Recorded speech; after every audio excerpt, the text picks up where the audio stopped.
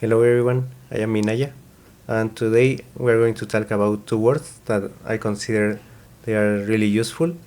These are the prepositions por and para, and a lot of English speakers have trouble with these words. So these words are mainly used to express cause, purpose, destination, reason, method, duration, and exchange.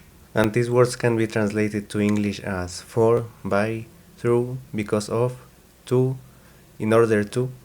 So as you can see, it might be translated in many ways to English, so it might be confusing.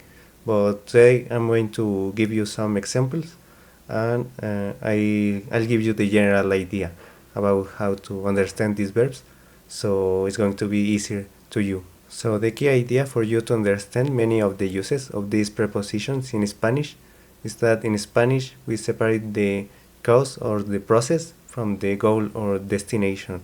So when we talk about the cause, the reason, or the process by which something is done, we use por.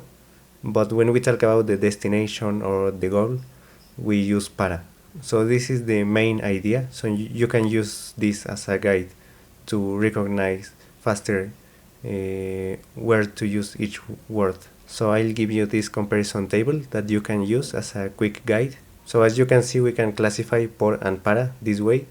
So I want to say this is not a foolproof rule, because as it often happens with languages, there are many uses of a single word, and you can have a quick guide to understand faster how to use them, but this doesn't mean that it's going to be like that in all the situations, but it definitely conveys the idea, the general idea about how we understand these prepositions. So now I'm going to explain to you in which situations we use por and which situations we use para, each one with some examples so you can have a better idea. So we are going to start with the uses of por, cause or reason, why something happens. Me fui a acostar tarde por la tarea. I went to bed late because I was doing my homework. El vuelo fue cancelado por el mal tiempo. The flight was cancelled because of the bad weather. So as you can see, I'm talking about the reason why something happened, like because I was doing my homework and that took my time, then I went to sleep later. The second one is means or method, like how something is done. Te envié el archivo por correo. I sent you the file by email. Hablamos por teléfono anoche. We talked on the phone last night. So as you can see, we are using por to talk about the means by which something is done. The third one is exchange or price. Pagué 200 pesos por este libro. I paid 200 pesos for this book. Cambié mi coche por una moto. I traded my car for a motorcycle. The fourth one is duration or time. Viví allí por 5 años. I lived there for 5 years. Estudié por toda la noche. I studied all night. So in this case, it's not strictly necessary to say por, but it helps you sound more natural. So you can say viví allí 5 años or estudié toda la noche without using por, but you can use por and it sounds more natural in many situations. The fifth one is movement through a place. Caminamos por el centro de la ciudad.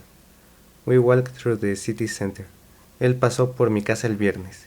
He passed by my house on Friday. And now we are going to see the uses for para. The first one is purpose or goal, like what is something for. Estudio español para trabajar en el extranjero. I study Spanish to work abroad. Este botón es para abrir la puerta. This button is for opening the door. Second one is the recipient, like who receives something. Este regalo es para mi hermana. This gift is for my sister. La carta es para el director. The letter is for the principal. The third one is destination or direction. Salimos para Madrid mañana. We are leaving for Madrid tomorrow. Voy para la casa ahora. I'm going home now. Now to talk about direction, you can also use other prepositions like a or hacia, but this can be a topic for another video because it's more specific. The fourth one is deadline or due date. La tarea es para el viernes. The homework is due on Friday. Esto debe estar listo para mañana. This needs to be ready by tomorrow. The fifth one is opinion or point of view. Para mí, este libro es muy interesante. For me, this book is very interesting. Es demasiado caro para su calidad. It's too expensive for its quality. So these are some of the most common uses of these prepositions. Now it might seem that these prepositions might be interchangeable in some situations, and maybe they are, but it depends on the statement or the sentence that you want to say.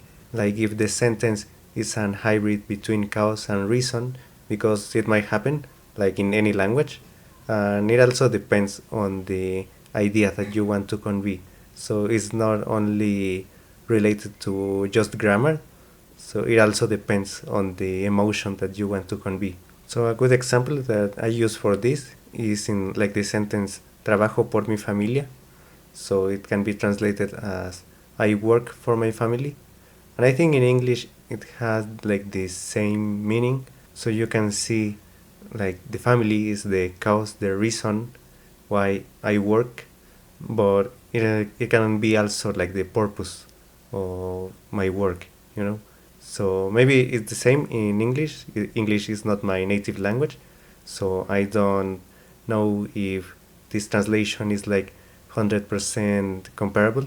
But I wanted to explain it to you so you can see that it depends on the idea and the emotion that you want to convey. So in this case, por mi familia can be the cause, the reason, the motivation, but it can also be the goal or the destination of the action. So we can also use para mi familia, but in the same way we can use por.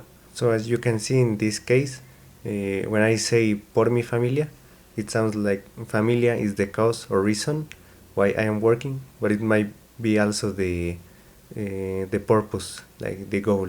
So now if I say para mi familia, it is a bit the same, but it might be also understood differently. Like if my family hired me, so in if I want to say that I work like for the good of my family, then it's better to use por.